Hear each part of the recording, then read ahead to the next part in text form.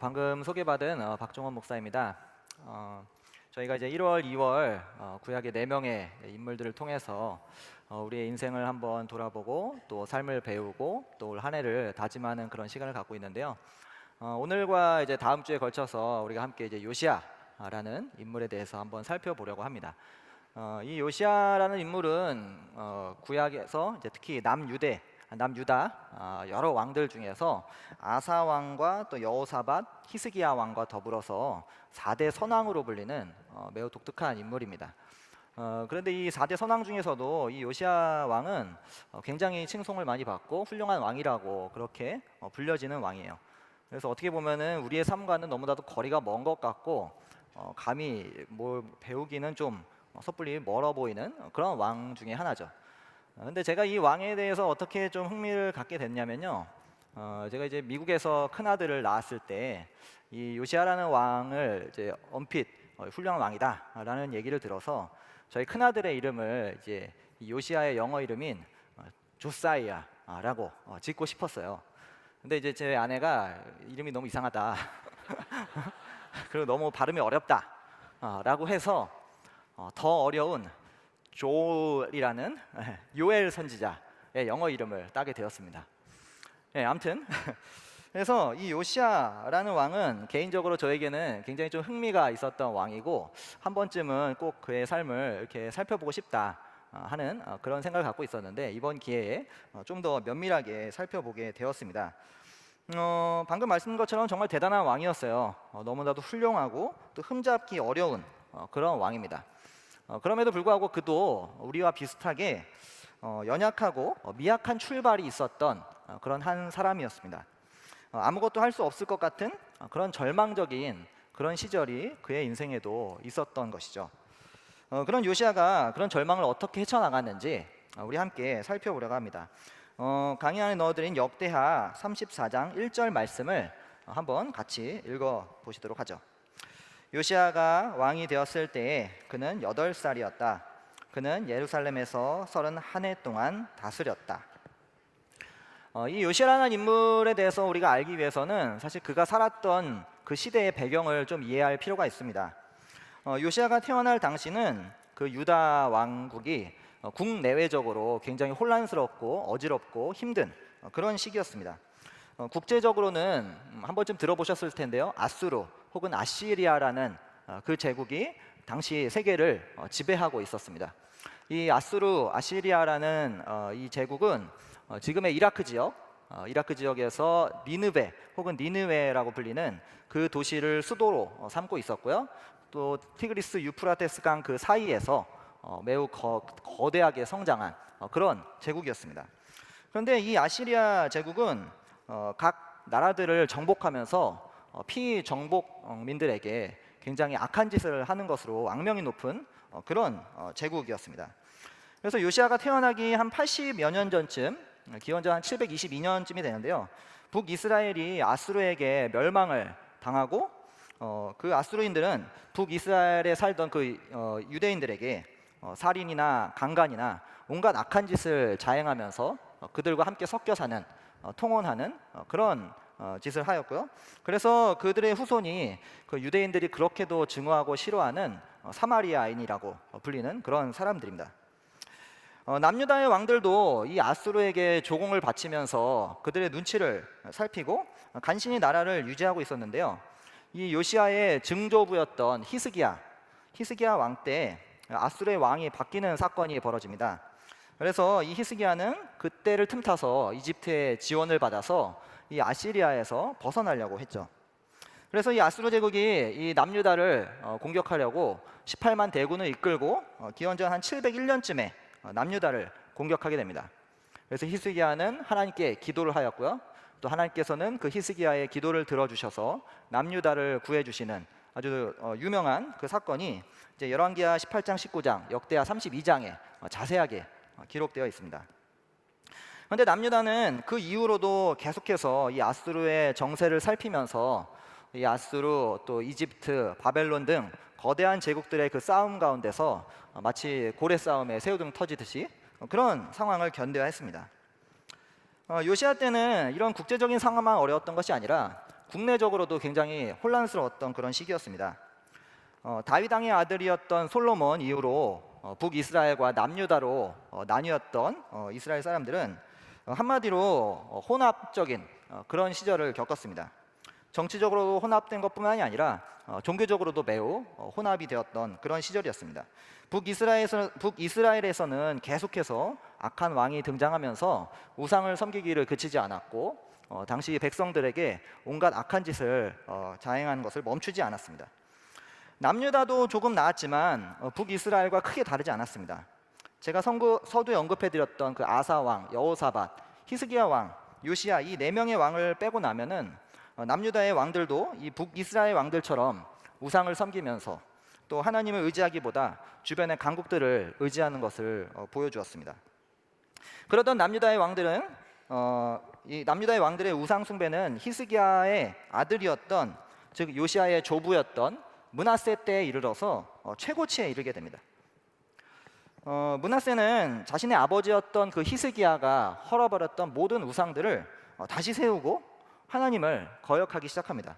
그리고 심지어는 자신의 아들들조차도 우상의 제물로 바치는 정말 끔찍한 악행을 저지르고 말죠. 그런 식으로 계속해서 백성들을 악한 길로 이끌었습니다.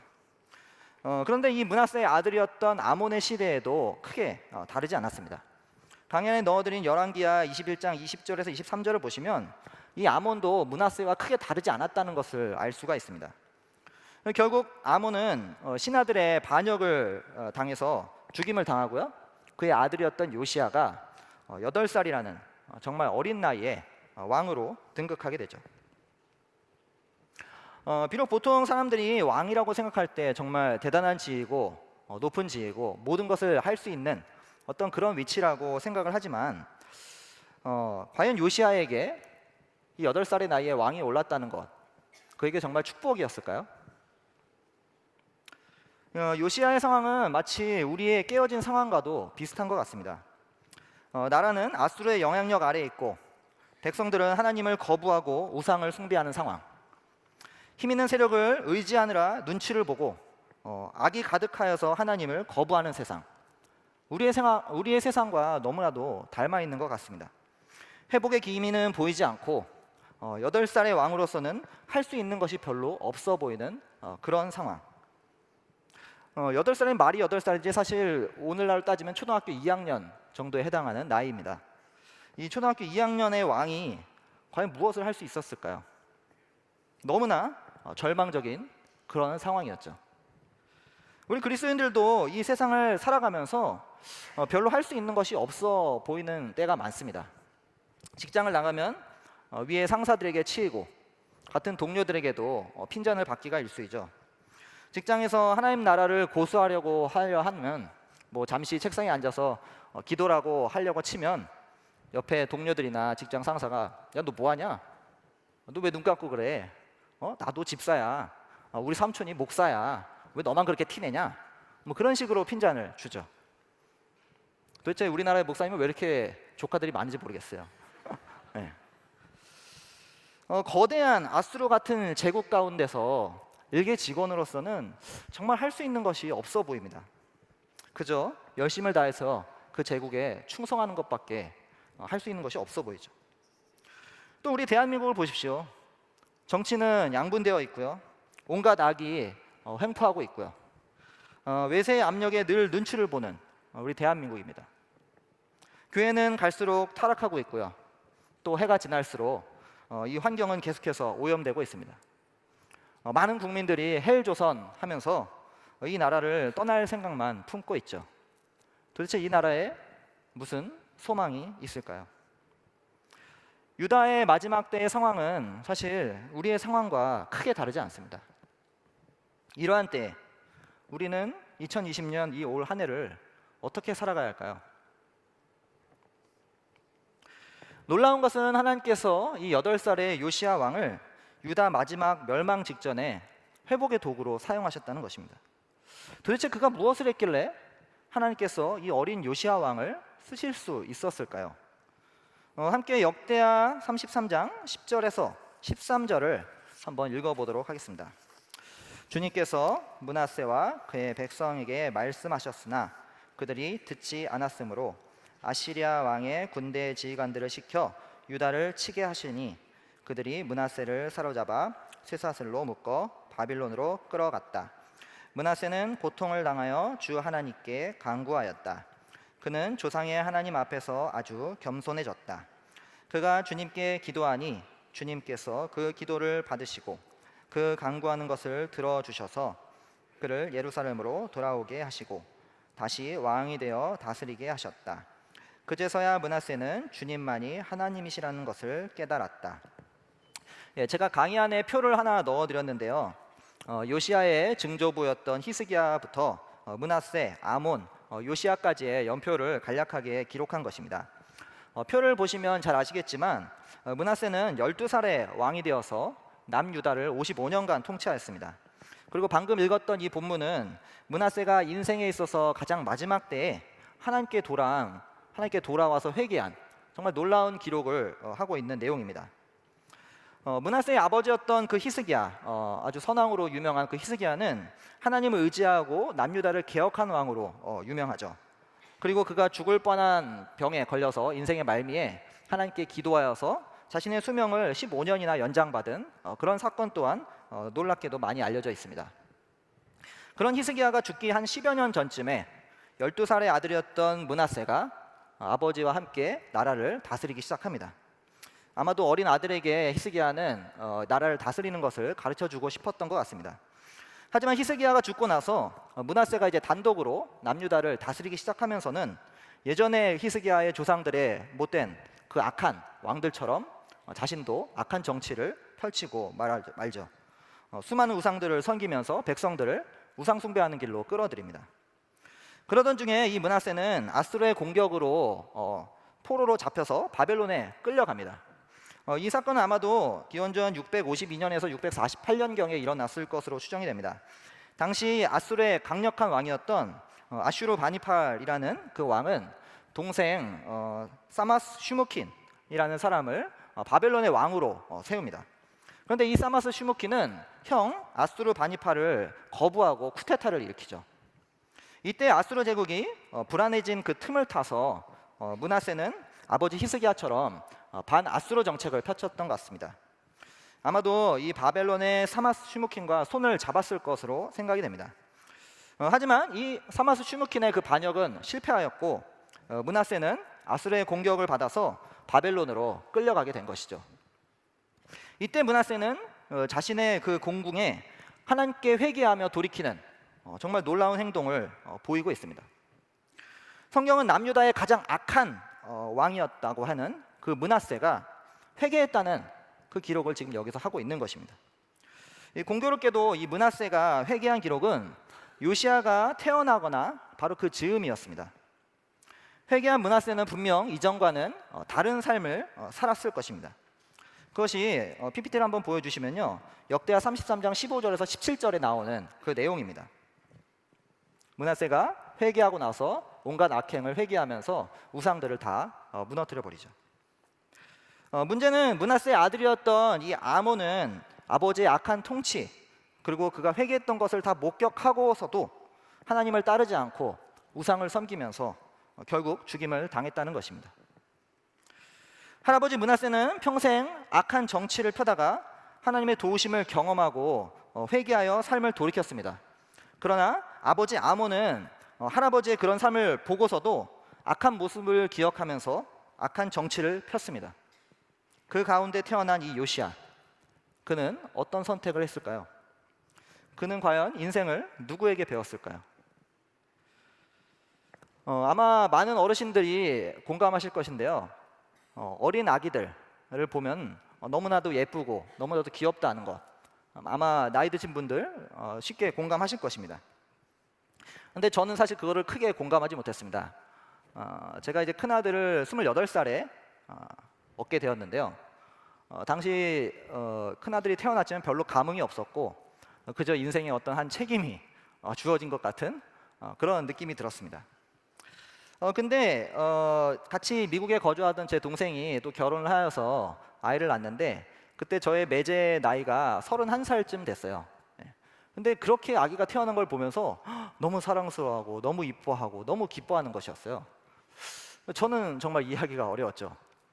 근데 제가 이제 한국에 돌아오기 전에 마지막 셋째를 미국에서 34살에 얻게 되었고, 이제 37살에 마지막 아이를 얻게 되었는데요. 근데 너무나 아기가 예뻐 보이는 것이 실감이 되는 거예요. 네. 점점 나이가 들면서 어린 아기들이 행동하는 것, 또는 아기들이 웃는 것, 그 아이들이 뭔가 하는 것이 그렇게 사랑스러워 보이고 이뻐 보이고 귀여워 보이는 것이었어요. 그리고 나서는 그렇게도 할아버지 할머니들이 자기의 손주들을 이뻐하시고 귀여워하시는 것이 조금은 이해할 수가 있게 되었죠. 요시아가 태어났을 때 므낫세의 나이가 61, 61세였습니다. 그리고 그는 영적으로 하나님께 돌아와서 철저하게 하나님을 섬기기로 결심하였죠. 그런 조부 밑에서 자랐던 이 요시아, 그가 어떤 영향을 받았을까요? 제가 아마 므낫세였다면 아마 평생 60년을 정말 하나님을 거역하며 살았던 것을 후회하고 한탄하면서 이 어린 아이 요시아에게 어떻게 해서든지 이 신앙을 물려주려고 가진 애를 다 썼을 것 같습니다. 하나님을 섬기고 하나님을 따라야 한다, 그것을 이 아이에게 정말 세뇌할 정도로 끊임없이 가르치고 저의 삶을 마감했을 것 같습니다.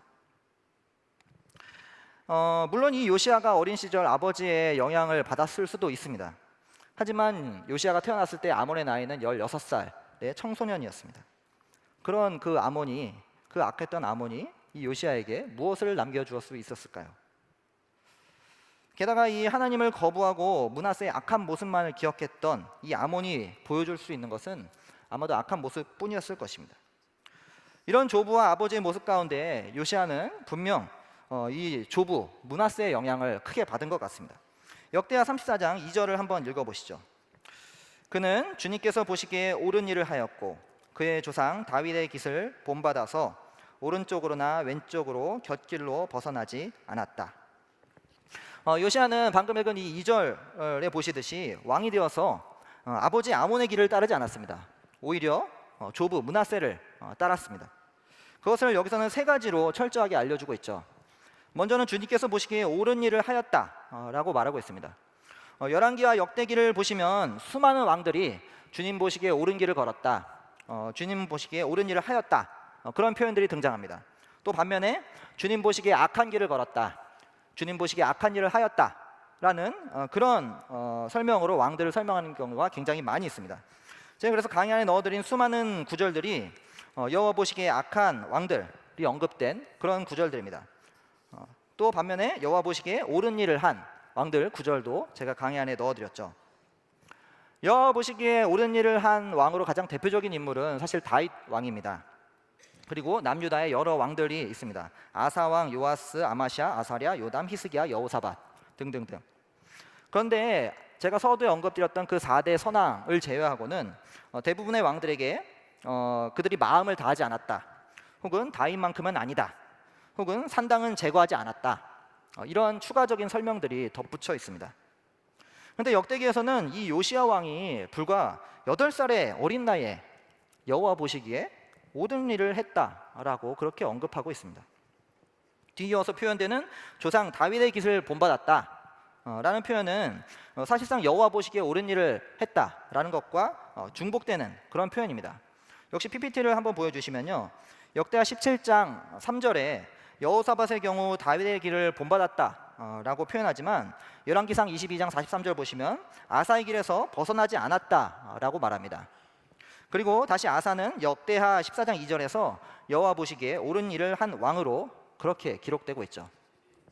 따라서 요시아의 경우 역대기 기자는 그가 여호와 보시기에 옳은 일을 한 왕으로 기록하는데 그것을 두 번에 걸쳐서 거듭 강조하고 있다는 것을 알 수가 있습니다.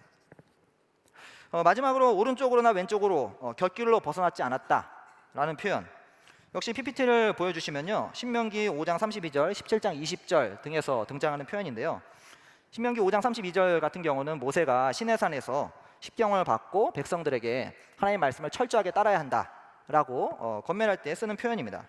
그리고 17장 20절에서는 이스라엘 왕들에게 철저하게 율법을 지키라는 뜻으로 표현한 그런 표현입니다. 결국 이 세 가지 표현들은 요시야가 하나님 보시기에 올바른 길, 다윗의 길로 갔다는 것을 알려주고 있습니다. 철저하게 왕에게 명시된 율법을 지키려고 했다는 것을 알 수가 있는 것이죠. 누가 이것을 그에게 알려줬을까요? 아버지 아몬일까요? 유다 왕 중에서 요시야처럼 어린 시기에 왕이 된 사람이 한 사람 있었습니다. 바로 요아스라는 왕입니다. 그가 7살에 왕이 되었는데요. 요시야하고도 비슷하게 이 요아스의 아버지 그리고 조부, 그들은 모두 다 악한 왕들이었습니다. 하지만 이 요아스의 증조부였던 여호사밧은 매우 선한 왕이었죠. 아쉽게도 근데 여호사밧은 이 요아스가 태어나기 전에 죽고 맙니다. 그리고 이 요아스는 계속해서 악한 조부 그리고 아버지 밑에서 비운의 삶을 살다가 간신히 여호야다라는 당시 개혁의 어떤 선봉에 섰던 한 제사장의 영향을 통해서 드디어 주님 보시기에 올바른 길을 가게 되죠.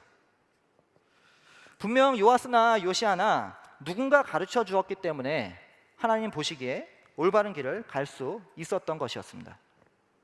그런데 요시야는 아버지 아몬이 신하들에 의해서 죽임을 당했고 다시 백성들이 그 신하들을 죽이고 그 요시야를 왕으로 세웠던 인물이었기 때문에 그 주변에 여호야다 같은 그런 핵심적인 인물이 없었습니다. 그런 측면에서 이 요시야에게 여호와 앞에 올바른 길을 가르쳤던 인물은 분명 인생의 말년에 회개하고 돌아왔던 므낫세가 분명했을 것입니다. 요시야는 분명 회개했던 므낫세에게 신앙을 배웠기 때문에 여호와 보시기에 올바른 길을 갈 수 있었던 것이죠. 요시야가 8살이라는 어린 나이에 하나님 보시기에 올바른 길을 갔다는 것은 마치 오늘날의 어린 아이들이 이제 막 하나님을 알아가고 하나님을 따르기 시작했다라고 보는 것과도 비슷할 수 있습니다. 하지만 요시야는 거기서 머물지 않고 신앙의 초보 수준을 벗어나서 본격적으로 하나님을 알아가기 시작했습니다. 역대하 34장 3절을 같이 한번 읽어보시죠. 요시야는 왕이 된 지 8째 해에 아직도 매우 어린 나이에 조상 다윗의 하나님을 찾기 시작하였다. 그의 통치 12년이 되는 해에는 산당과 아세라 목상들과 아로새긴 우상들과 부어 만든 우상들을 없애고 유다와 예루살렘을 깨끗하게 하였다. 요시야는 왕이 되고 8년이 되어서 즉 16살이 되었을 때 조상 다윗의 하나님을 찾기 시작했다라고 본문이 기록하고 있습니다. 여기서 찾는다라는 표현은 인지적으로 주의를 기울여서 무언가를 추구한다라는 그런 뜻입니다. 즉 요시야가 16살의 그 어린 나이에도 불구하고 자신이 어린 시절 들었던 그 하나님을 본격적으로 지적으로 알아가기 시작했다라고 볼 수가 있는 것이죠. 그것도 막연한 어떤 막연한 하나님이 아니라 다윗의 하나님으로 그가 알아가기 시작했다라고 본문은 말하고 있습니다. 우리의 신앙 여정도 사실 비슷한 것 같습니다. 하나님을 만나기 전에는 막연하게 인생의 진리를 찾죠. 사실 오늘날 포스트 모더니즘 시대에서는 오히려 진리가 없다는 소리를 우리가 자주 듣습니다. 과연 이 세상에 진리가 있을까? 이 세상에 정말 변하지 않는 것이 있을까? 이 세상은 포스트 모더니즘의 영향으로 절대적인 것이 없다. 모든 것은 상대적이다. 모든 것은 변한다. 라고 그렇게 끊임없이 우리에게 외치고 있죠. 하지만 이 포스트 모더니즘의 원리에 따르면 절대적인 것이 없다라는 그 주장 절대로 맞을 리 없습니다. 모든 것이 상대적이라고 말하는 것, 그것도 상대적인 것이죠. 모든 것이 변한다. 결국 그 말도 변할 수밖에 없습니다. 이 포스트 모더니즘의 논리대로라면 우리는 절대성이 없는 흔들리는 가치 위에서 살아갈 수밖에 없습니다. 그리고 결국 그 가치는 내가 기준이 되는 자기 중심성에 빠질 수밖에 없는 것이죠. 반면에 이 세상에서 절대적인 것이 있다라고 주장하는 사람들도 등장합니다. 하지만 그들도 그것이 무엇인지는 역시 주장하는 사람들마다 다른 것을 외치곤 합니다. 보통 어떤 신을 절대적인 것이라고 외치고 있는데요. 그렇다면 우리에게는 그 신은 누구입니까? 절대적인 분이 우리에게는 과연 누구입니까? 아마 많은 분들이 하나님이라고 그렇게 대답을 할 것입니다. 근데 사실 하나님이라고 대답하는 표현도 어쩌면 막연할 수가 있습니다. 흔히들 하나님을 절대적인 분이라고 얘기를 하지만 다들 자기 나름대로 그 하나님에 대해서 생각하곤 합니다. 예를 들면 이런 것이죠. 하나님이란 분은 기도에 응답하는 분이다. 내가 하나님께 돈을 달라고 기도했으니까 그 하나님은 나에게 돈을 주셔야 한다. 하나님이란 분은 복을 주시는 분이다. 내가 하나님을 위해서 뭔가 선한 일을 행하고 열심히 봉사했으니까 그 하나님은 나에게 뭔가 대가를 지불하셔야 한다. 절대적인 신이 있다고 하지만 역시 아직도 자신이 기준이 되어 있습니다. 자기중심성에서 여전히 헤어나오지 못하고 있는 것이죠. 그렇다면 절대적인 신은 누구입니까? 그것은 성경이 말하는 예수 그리스도의 아버지 하나님이신 것이죠. 그 하나님을 오늘 본문에서는 다윗의 하나님이라고 그렇게 표현하고 있습니다. 다윗과 언약을 맺으신 하나님, 그 하나님이 바로 예수 그리스도께서 새롭게 언약을 우리와 맺어주셔서 하나님을 소개하신 그 하나님이신 것이죠. 그래서 예수 그리스도를 통해 이 하나님을 만나는 인격적인 교제를 하는 것이 바로 그 하나님을 안다라고 말할 수 있습니다. 우리 중에 어떤 분들은 아마 진리를 찾고 계신 분들이 계실지도 모르겠습니다. 근데 과연 나는 어떤 진리를 찾고 있는지 한번 돌아보셨으면 좋겠습니다. 올 한 해 내가 찾고 있는 진리는 과연 어떤 진리인지 그것을 한번 생각해 보시면 좋겠습니다. 또한 하나님을 믿는 분들이 계시다면 나는 어떤 하나님을 믿고 있었는지 한번 돌아보시기 바랍니다. 예수 그리스도를 통해 드러나신 그 하나님인가? 아니면 내가 만들어낸 그 하나님인가? 내가 안다고 생각하던 그 하나님은 과연 어떤 하나님인가? 아직 예수 그리스도를 통해 드러난 하나님이 아니시라면 진지하게 예수 그리스도를 배우시고 하나님에 대한 생각을 수정하시기 바랍니다. 이렇게 다윗의 하나님을 찾았던 요시야는 오늘날 그리스도인들이 회심을 통해 하나님과 인격적인 교제를 시작하는 그런 모습을 보여줍니다. 바로 행동의 변화를 보여주고 있죠. 통치 12년째, 즉 그가 20살이 되었던 해에 요시야는 삶의 변화를 보여주고 있습니다. 요시야는 자신이 배웠던 그 다윗의 하나님이 우상을 싫어한다는 것을 깨닫고 그 우상들을 제거하고 있습니다. 이것에 대해서는 사실 우리가 다음 주에 좀 더 살펴보려고 합니다. 제가 제 설교를 홍보하고 있죠. 그런데 하나님을 알아가고 다윗의 하나님을 배웠던 이 요시야의 인생은 거기서 멈추지 않았습니다. 우리 역대하 34장 8절에서 9절, 그다음 14절에서 19절을 같이 한 번 더 읽어보도록 하겠습니다.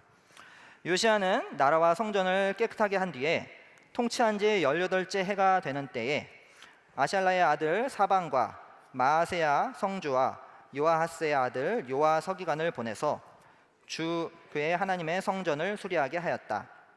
이 세 사람은 hil기야 대사장에게 가서 하나님의 성전에 들어온 돈을 그에게 건네주었다. 그 돈은 므낫세와 에브라임과 북이스라엘의 나머지 지역에 사는 백성과 유다와 베냐민의 모든 백성과 예루살렘 주민에게서 거두어들인 것으로서 성전문을 지키는 레위 사람들이 모아둔 것이었다. hil기야 제사장은 주님의 성전에서 궤에 보관된 돈을 꺼내다가 모세가 전한 주님의 율법책을 발견하고 사반 서기관에게 자기가 주님의 성전에서 율법책을 발견하였다고 하면서 그 책을 사반에게 주었다. 그 책을 가지고 왕에게 나아가서 보고하였다. 임금님께서 종들에게 명령하신 것을 종들이 그대로 다 하였습니다. 주님의 성전에 있는 돈을 다 쏟아서 감독들과 건축하는 사람들에게 맡겼습니다. 이렇게 보고하고 나서 사반 서기관은 hil기야 제사장이 자기에게 책 한 권을 건네주었다고 왕에게 보고했다. 그리고 사반은 그 책을 왕 앞에서 큰 소리로 읽었다. 왕은 율법의 말씀을 다 듣고는 애통해하며 자기의 옷을 찢었다. 정말로 신기한 일이 벌어졌습니다. 요시야가 다스린 지 18년째 되는 해, 즉 그가 26살이 되는 해였는데요. 그가 하나님의 성전을 수리하기 시작했습니다. 그런데 그동안 잊혀졌던 율법책을 발견한 것이었습니다. 원래 이 율법책은 이스라엘 사람들이 손목에 매거나 이마에 붙일 정도로 굉장히 가까이 해야 했던 그런 말씀이었습니다. PPT를 보여주시면요, 신명기 17장 18절 19절이 나오는데요, 이스라엘 왕들도 평생 율법을 가까이 하면서 그 말씀을 따라야 했던 그런 정말 중요한 말씀이었죠. 그런데 이스라엘이 왕이 다스리는 시대가 되면서 어느 순간 이 율법이 사라져 버렸습니다. 그리고 어느 누구도 그 사라진 율법에 대해서 언급하지 않고 그 율법을 찾아야 된다고 누구도 외치지 않았습니다. 그러던 율법이 드디어 오늘 이 요시야의 성전 보수를 통해서 재발견된 것이죠. 당시 신하들은 성전을 보수하면서 율법을 찾으려는 어떤 노력을 했던 것도 아니었습니다. 어쩌면 율법책은 늘 항상 그 자리에 있었을지도 모릅니다. 그저 하나님의 은혜로 이 율법책이 발견된 것이었죠. 그런데 그 발견된 율법의 내용이 무슨 내용이었을까요? 본문에서 19절은 요시야 왕이 그 율법의 내용을 듣자 자기 옷을 찢는 그런 장면이 나타납니다. 왜냐하면 이스라엘 사람들이 하나님의 말씀을 지키지 않았기 때문이었던 것이죠. 사실 하나님 나라 복음이 이와 동일한 메시지입니다. 하나님은 왕이시고 그분의 심판이 시작되었다는 것이죠. 지금이 마지막 때고 지금이 종말이며 회개하지 않으면 우리도 망한다는 것이 하나님 나라 복음의 메시지입니다. 그런데 여러분, 이 하나님 나라에 대해서 배웠던 그 첫 순간을 여러분 기억하시나요? 어떻게 우리가 이 하나님 나라에 대해서 알게 되었나요? 성경을 깊이 연구하고 성령께서 깨닫게 해주신 것을 우리에게 전해주셨던 김영국 목사님을 통해서 아마 많은 분들이 하나님 나라에 대해서 접했을 것입니다. 우리 중에 이 하나님 나라에 대해서 배우기 위해서 정말 애쓰고 열심을 다해서 노력했던 분이 과연 있었나요? 오늘날 신학교에서 이미와 아직이라는 표현을 하면서 이 하나님 나라에 있어서 언급은 하지만 더 깊이 있게 하나님 나라에서 가르쳐주지 않습니다. 한국교회에서는 사실상 오랫동안 이 하나님 나라에 대해서 잊어왔습니다. 목사님들이 먼저 하나님 나라에 대해서 배우고 살아내면서 성도들에게 가르쳐야 했지만 사실상 한국교회에서는 이 하나님 나라에 대한 메시지가 사라진 지 오래였습니다. 오히려 어느새 잊었는조차도 모르고 먼지가 쌓여서 성전 구석에 처박혀 있던 그런 율법서와 같은 그런 형국이 되어버렸죠. 간신히 하나님을 향한 간절한 마음을 가진 자들에 의해서 이 성전이 보수되면서 발견된 율법서처럼 하나님 나라도 이제서야 진실한 구도자들에 의해서 조금씩 드러나기 시작하고 있습니다. 여러분 각자 이 하나님 나라를 접했을 때 그 처음의 순간을 한번 떠올려 보시기 바랍니다. 그 하나님 나라의 표현을 들었을 때 정말 가슴 뛰는 그 생동감, 우리의 눈이 열렸던 그 기억, 그것을 한번 떠올려 보시기 바랍니다. 저도 2013년에 김영국 목사님을 통해서 이 하나님 나라를 깨닫게 되었습니다. 당시 제가 미국에서 한국에 잠깐 들어왔을 때였는데요. 비자가 연장이 안 되면서 갑작스럽게 한국에 주저앉게 되었어요. 정말 아무것도 할 수 있는 것이 없었고 절망적인 상황이었는데 그때 제가 할 수 있었던 것이 무엇이었을까요? 저를 아는 분들은 좀 아시겠지만 집에 앉아서 책을 보는 것이었습니다. 책을 굉장히 좋아하거든요. 근데 우연찮게 김영국 목사님을 알게 되었고 또 김영국 목사님이 쓰셨던 청년아 때가 찼다라는 책을 우연찮게 또 읽게 되었습니다. 근데 그 책을 보면서 저는 너무나 깜짝 놀랐습니다. 제 청년의 때가 이미 다 차버려서 놀란 게 아니라요. 그 책 내용을 보면서 제게 임했던 그 성령님이 바로 이 하나님 나라에 속한 보증이라는 것을 알게 되었기 때문에 너무나 놀라게 되었죠. 천국이 죽어서 가는 것이 아니라 이 땅에서 이미 시작되었다는 것을 이해할 수가 없었는데 그 성령을 통해서 명확하게 이해되기 시작했습니다. 이미와 아직이라는 그 표현을 들으면서 어렴풋이 일본의 어떤 군인이 좀 그런 비슷한 삶을 살았던 것 같은데 하는 생각이 들었는데 그 책에서 그 사람에 대한 예화가 나와 있더라고요. 그것을 보면서 저는 정말 깜짝 놀랐습니다. 더 이상 제가 이런 삶으로 살아서는 안 된다라는 것을 알게 되었죠. 제게 하나님 나라가 주어졌던 것은 당시 정말 하나님의 큰 은혜였습니다. 하나님 나라를 배울 수 있었던 것, 순전히 하나님의 은혜였던 것이죠. 이 요시아는 율법을 발견하고 새롭게 눈을 떴습니다. 이대로 살아서는 안 되겠다. 더 이상 이런 식으로 살아서는 안 되겠다. 그는 철저하게 말씀대로 살아야겠다라고 그런 결심을 하게 됩니다. 아마도 그는 더 열심히 율법을 공부하고 배워서 말씀대로 살아가려 했을 것 같습니다. 그것에 대한 증거가 바로 이제 율법책을 발견하고 나서 그가 전국적으로 대대적으로 종교 개혁을 일으키는 그 모습입니다. 오늘 본문은 넣어드리지 않았는데요. 역대하 23장을 보시면 그가 엄청난 일을 행한 것을 여러분들 아실 수가 있습니다. 사실 우리의 배움은 멈추지 말아야 합니다. 여러분 풍성한 삶의 기초를 통해서 하나님 나라 복음으로 삶의 기초를 놓으셨다면 계속해서 복음을 심화하시기 바랍니다. 이 풍성한 삶의 기초를 어떤 하나의 프로그램이나 어떤 성장의 어떤 단계로 생각하지 마시고 계속해서 우리가 하나님을 알아가고 하나님을 배워가는 그런 삶의 여정으로 보시기 바랍니다. 이 풍성한 삶의 기초를 통해서 풍성한 삶의 기초 다시 놓기를 통해서 계속해서 하나님과 나 자신과 또 공동체와 이 세상과의 관계를 더욱더 탄탄하게 다져가시기 바랍니다. 특히 이 세상과의 관계에서 생태 영역에서는 우리 그리스도인들의 어떤 태도와 행동이 사실 참 많이 부진한 것 같습니다. 요즘에도 계속 호주의 산불이나 또 오늘은 반갑게도 겨울에 눈이 내리긴 했지만 갈수록 겨울에 눈이 줄어들고 있는 어떤 환경의 문제에 대해서 사실 우리의 눈이 많이 없는 것 같습니다. 2000년에 들어서 과학자들은 어쩌면 이번 21세기가 마지막 해가 될지도 모른다라고 그렇게 경고하였는데요. 불과 20년도 채 되지 않은 작년과 재작년에는 과학자들이 자기의 인생이 끝나기 전에 아니면 2050년이 되면 이 지구가 멸망할지 모른다라고 심각하게 경고하고 있습니다. 정말 지구온난화의 위험이 정말 극도로 위험한 지경에 이르렀는데도 불구하고 수많은 그리스도인들은 전혀 관심도 없고 이 생태를 살리는 것이 나랑 무슨 상관이냐라고 그런 태도로 살아가고 있습니다. 환경과 복음이 무슨 상관인지 모르는 분들이 계시다면 이 하나님 나라를 배우시기 바랍니다. 그리스도인들의 삶에서 아직도 배워야 할 영역들은 무궁무진하게 많이 남아 있습니다. 풍성한 삶의 기초를 통해서 복음을 심화시키십시오. 그래야 우리가 실천할 수 있습니다. 또 우리 그리스도인들은 성경을 사랑하는 사람들이죠. 올 한 해 여러분의 삶에서 성경의 위치는 어디에 있나요? 절망적인 순간에 이 성경은 여러분들의 삶 가운데 어디에 있나요?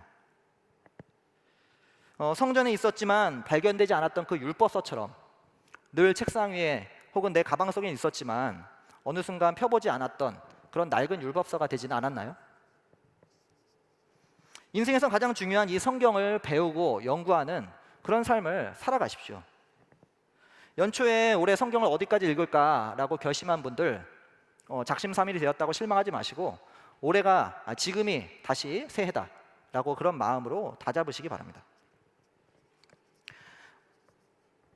그런데 요시야는 어떻게 해서 그렇게 계속해서 배워갈 수 있었을까요? 어린 시절부터 신앙을 배우던 요시야가 20살이 넘은 그런 청년이 되어서도 계속해서 배우더니 26살이 되어서도 율법을 발견하여 또다시 배움을 지속할 수 있었던 그 비결은 무엇일까요? 함께 역대하 34장 27절을 읽어보도록 하겠습니다.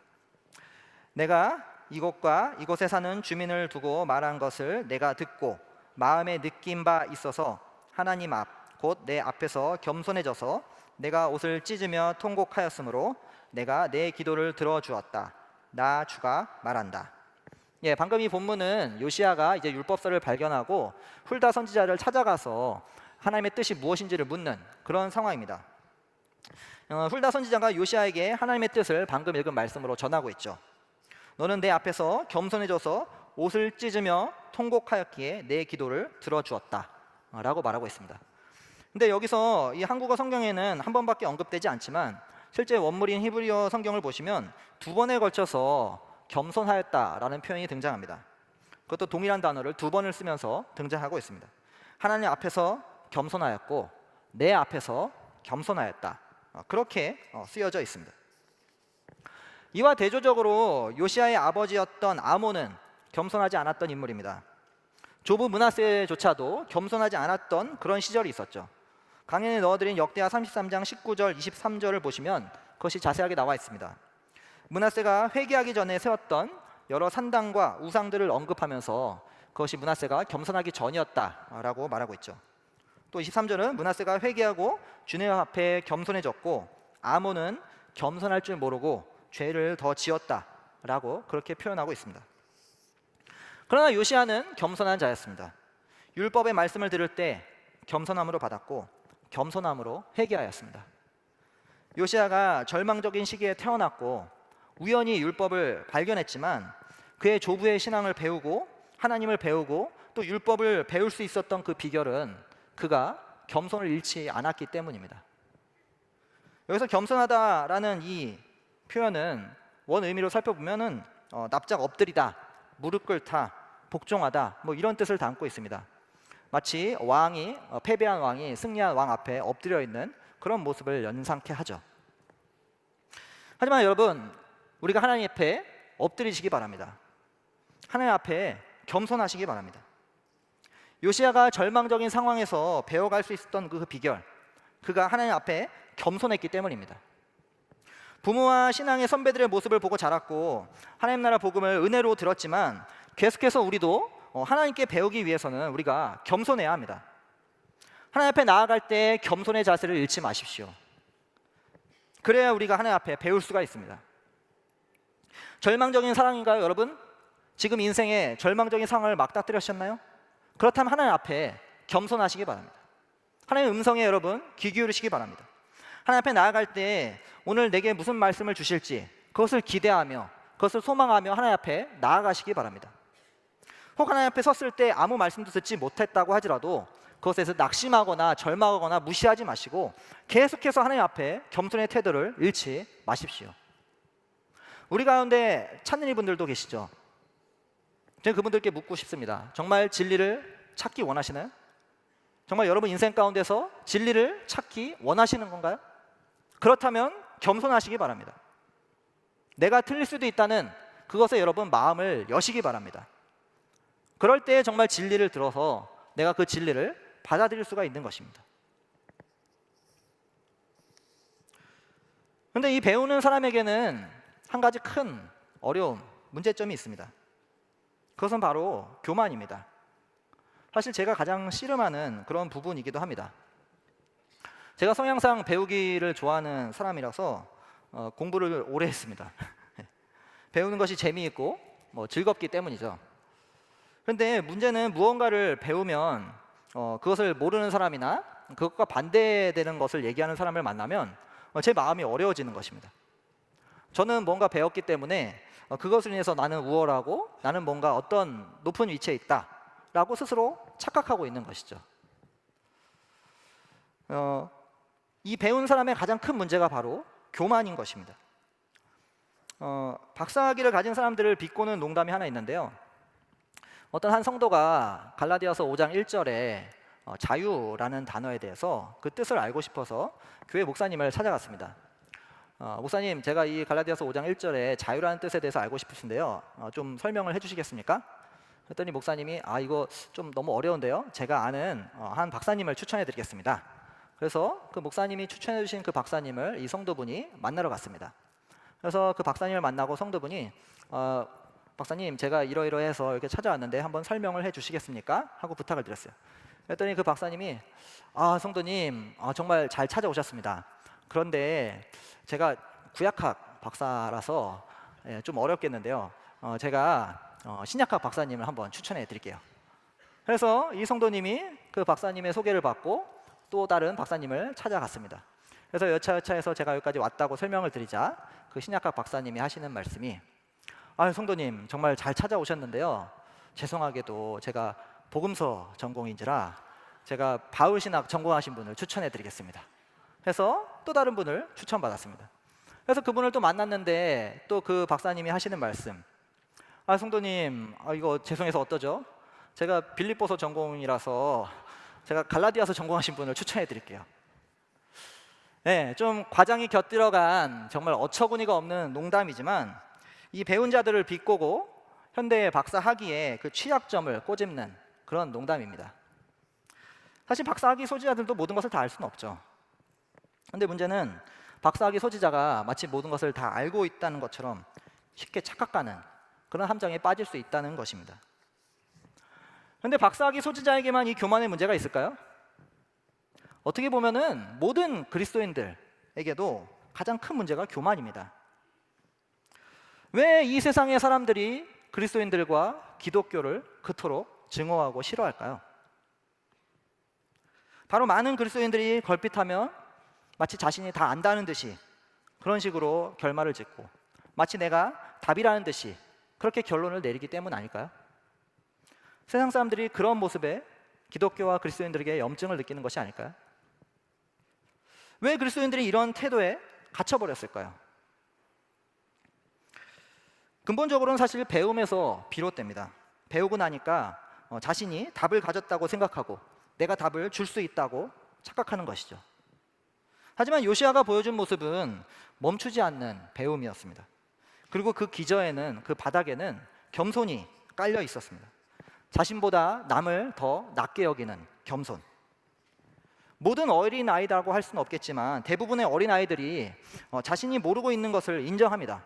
그렇기 때문에 그 아이들이 어른들에게 배울 수 있는 것이죠.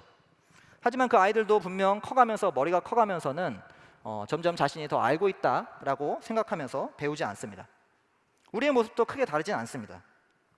요시아처럼 겸손을 유지하지 않으면 이 배운 것이 독이 되어서 교만과 독단에 빠져버릴 수 있게 되는 것이죠. 이번 주 이제 설 연휴로 많은 분들이 고향을 방문하시거나 아니면 긴 연휴 기간에 아마 친한 친구분들을 만나실 것 같습니다. 아마 그분들 중에 분명 신앙이 없는 분들도 계시겠죠. 여러분, 그분들을 만나셨을 때 이번 한 번만 내가 답을 갖고 있다, 내가 너에게 답을 주겠다, 그런 태도로 접근하지 마시고 하나님께서 그분들 삶 가운데서 무엇을 하시는지 그것을 들어보시기 바랍니다. 하나님께서 그분들의 삶 주변에서 어떤 일을 하고 계시는지, 그분의 인생 가운데서 무엇을 일하고 계시는지 그것에 주목하시기 바랍니다. 그럴 때 정말 하나님께서 일하시는 것을 함께 경험할 수가 있습니다. 2020년 올 한 해를 살아갈 때 우리는 이 배우는 것만큼이나 겸손을 유지하는 것이 중요하다라는 것을 잊지 말아야 할 것 같습니다. 이 배운다는 것은 상대방을 나보다 낮게 여길 때 가능한 것입니다. 학원이나 학교나 강습에서 그 교사를 나보다 낮다고 여기기 때문에 우리가 배울 수가 있는 것이죠. 어떤 특정 영역에서 그 교사가 나보다 낫다라는 그런 생각이 바탕이 되지 않고서는 우리가 그 교사에게 배울 수가 없습니다. 그러나 그 교사가 어떤 발언을 잘못하면 우리는 더 이상 그 교사에게 배울 것이 없다라고 생각하면서 그 교사를 무시하고 내가 오히려 잘 알지도 못하는 영역에서 그 사람보다 낫다라고 생각하기가 일수인 것이죠. 그러나 우리는 작은 아이에게서도, 찾는 이들에게서도 사실 배울 수가 있습니다. 그 사람이 나보다 낫다고 여길 때 우리는 계속해서 배울 수가 있는 것이죠. 그것이 바로 겸손인 것입니다. 그리스도인들은 평생 예수님의 제자로 살아가는 사람들이죠. 예수 그리스도를 만나서 하나님을 배우고 알아가는 사람들입니다. 그것이 한 번의 배움으로 끝나는 것이 아니라 평생에 걸쳐서 배우는 사람들이 바로 그리스도인입니다. 내가 답을 가졌다, 그런 태도가 아니라 답이 되신 그리스도를 추구하는 자세, 그것을 잃지 않는 사람들이 바로 그리스도의 제자들인 것입니다. 달라스 윌라드가 이런 말을 했습니다. 인간의 삶에서 예수님의 도제 훈련, 예수님의 제자 훈련으로 풀 수 없는 문제는 없다. 오늘날 이 세상을 보면 정말 수많은 문제가 산적해 있고 널려 있습니다. 이 깨진 세상은 정말 요시아의 시대처럼 절망이 가득한 시대고 답이 보이지 않는 캄캄한 어두운 그런 세대입니다. 그런데 인간들의 문제는 인간의 힘으로 해결할 수가 없습니다. 아무리 법과 교육과 여러 제도를 통해서 해결하려고 해도 해결이 되지 않죠. 왜냐하면 인간의 본성이 그 문제의 근본이기 때문입니다. 그러나 예수님의 도제 훈련으로는 풀 수 없는 문제가 없습니다. 평생 예수님을 따라가면서 어떤 특정한 상황에 특정한 답을 얻는 것이 아니라 이 세상을 향한 그분의 마음을 닮아가고 그분의 관점으로 이 세상을 보는 법을 배우기 때문입니다. 올 한 해 계속해서 이 그리스도의 제자로서 하나님을 배우고 또 성경을 배우고 하나님 나라를 배우는 우리가 되기를 소망합니다. 배운다고 교만할 것이 아니라 계속해서 제자로 살아가려 한다면 우리는 겸손의 자세를 잃지 않을 것입니다. 오늘 우리에게 주신 말씀을 잠시 우리 1분간 묵상하도록 하겠습니다.